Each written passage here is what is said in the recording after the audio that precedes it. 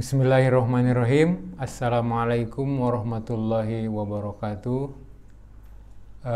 Anak-anakku santri kelas 7 Sanawiyah Manbaul Huda, perkenankan saya Trisna Darajat. Pada kali ini saya kebagian mengajar pelajaran fikih. Pelajaran fikih adalah pelajaran fikih tentang pemahaman-pemahaman di dalam Islam gitu ya. Dan fikih itu memang banyak macamnya. Ada fikih muamalah atau tentang jual beli, ada fikih munakahat tentang pernikahan, ada juga fikih ibadah, fikih atau pemahaman tentang ibadah. Nah, Ustadz kali ini akan membahas tentang pemahaman-pemahaman tentang ibadah. Jadi kecenderungannya yang Ustadz ajarkan ke kalian adalah fikih ibadah, fikih tentang ibadah keseharian, baik dari wudhu, sholat, dan seterusnya. Pokoknya ibadah-ibadah yaumiyah, ibadah harian. Dan pada kali ini Ustadz juga akan membahas tentang hal yang paling dasar dalam hal ibadah. Di antaranya adalah Ustadz akan menjelaskan tentang toharoh. Toharoh itu kalau bahasa kitanya adalah bersuci. Apa itu bersuci?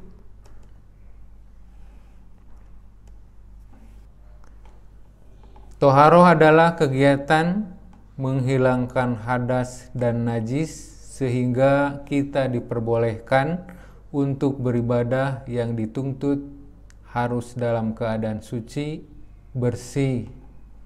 Seperti halnya kita melaksanakan sholat dan juga melaksanakan tawaf. Ketika sholat dan tawaf kita dituntut diri kita, jasad kita harus dalam keadaan bersih. Jadi toharoh adalah kegiatan menghilangkan hadas dan najis sehingga kita diperbolehkan untuk beribadah yang dituntut harus dalam keadaan suci seperti sholat dan tawaf. Di antaranya yang pertama, kita harus bersuci dari hadas. Hadas adalah keadaan tidak suci seseorang sehingga seseorang itu tidak diperbolehkan untuk melaksanakan ibadah. Jadi kalau dia dalam keadaan berhadas, maka tidak boleh melakukan ibadah tersebut. Di antaranya bersuci dari hadas adalah yang pertama dengan wudhu. Dengan wudhu ini bila berhadas kecil, seperti kalau kita kencing, kemudian juga kentut dan juga buang air besar. Nah, itu tuntutan bersucinya hanya cukup dengan wudhu saja. Yang kedua adalah bersuci dari hadas itu dengan cara mandi janabah. Mandi janabah adalah orang biasa menyebut mandi besar. Dan itu juga dilakukan apabila terkena hadas besar. Di antaranya seperti kalau laki-laki yang sudah balik kemudian keluar air mani, maka dituntut untuk mandi janabah. Bagi perempuan yang sudah balik, yang sudah dewasa, apabila keluar darah haid, maka setelah beres darah haidnya berhenti, dituntut untuk bersuci dan mensucikannya adalah dengan mandi janabah. Dan yang ketiganya adalah bagi suami istri yang melakukan hubungan suami istri, setelahnya juga dibersihkan dengan cara mandi janabah atau mandi wajib. Yang ketiga, cara bersuci dari hadas itu diantaranya adalah yang terakhir dengan tayamum. Diantaranya boleh dengan tayamum, syaratnya adalah bila tidak ada air.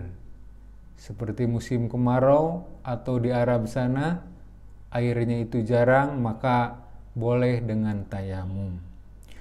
Atau boleh bersuci dari hadas itu dengan tayamum bila sedang dalam perjalanan. Kalau di dalam perjalanan jauh, walaupun ada air, itu diperbolehkan untuk tayamum. Kenapa? Karena alasannya sedang dalam perjalanan. Dan boleh dengan tayamum bersucinya bila seseorang dalam keadaan sakit. Apalagi yang sakitnya berbahaya bila terkena dengan air, maka dibolehkan untuk menghilangkan hadasnya dengan cara bertayamum. Kemudian hadas itu ada dua macam. Yang pertama hadas besar dan yang kedua hadas kecil. Hadas besar bagi laki-laki itu bila dia sudah dewasa dan keluar air mani. Maka laki-laki tersebut dikatakan sedang berhadas besar. Atau perempuan yang sudah dewasa ketika keluar darah haid, ketika beres atau berhenti darah haidnya, maka dianjurkan untuk menghilangkan hadasnya dengan mandi. Itu adalah yang termasuk kepada hadas besar. Atau suami istri yang telah melakukan hubungan suami istri, itu juga termasuk kepada hadas besar. Yang kedua adalah hadas kecil, yaitu hadas yang hanya yang cukup mensucikannya dengan wudhu saja. Di antaranya yaitu bila kencing, bila kentut, dan juga bila buang air besar. Itu macam-macam hadas. Hadasnya ada dua, hadas besar dan hadas kecil.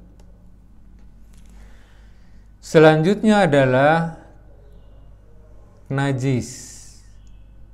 Najis adalah sesuatu hal yang harus dibersihkan, yang menempel dalam tubuh kita. Kalau hadas itu yang menempel di tubuh, kalau najis adalah yang di luar tubuh kita. Gitu.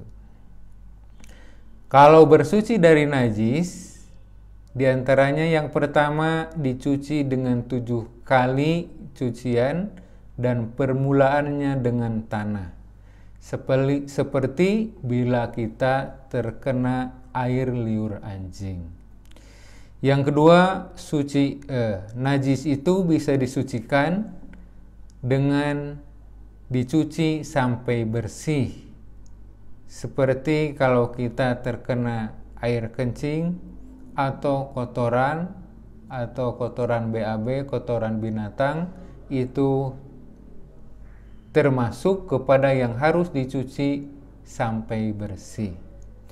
Dan yang ketiga adalah najis yang boleh dibersihkan hanya dengan mencipratkan air ke bagian yang terkena najis itu. Di antaranya adalah najis seperti air kencing bayi laki-laki yang belum makan apa-apa, baru hanya dia itu minum air susu ibunya saja. Selanjutnya macam-macam najis. Najis terbagi kepada 3 macam.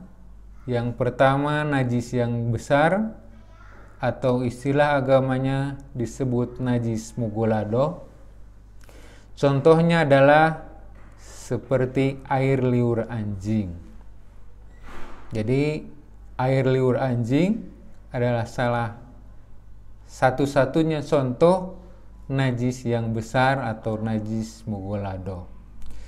Yang kedua adalah najis yang sedang, atau istilah agamanya disebut najis mutawasito, seperti air kencing dan berak. Itu termasuk kepada najis mutawasito.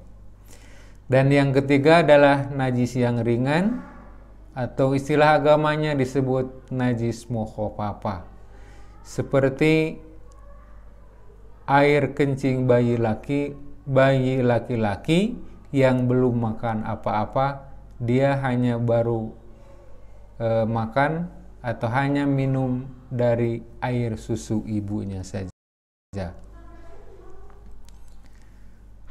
Nah, jadi pada kali ini Ustadz hanya menjelaskan tentang toharoh dari hadas dan najis.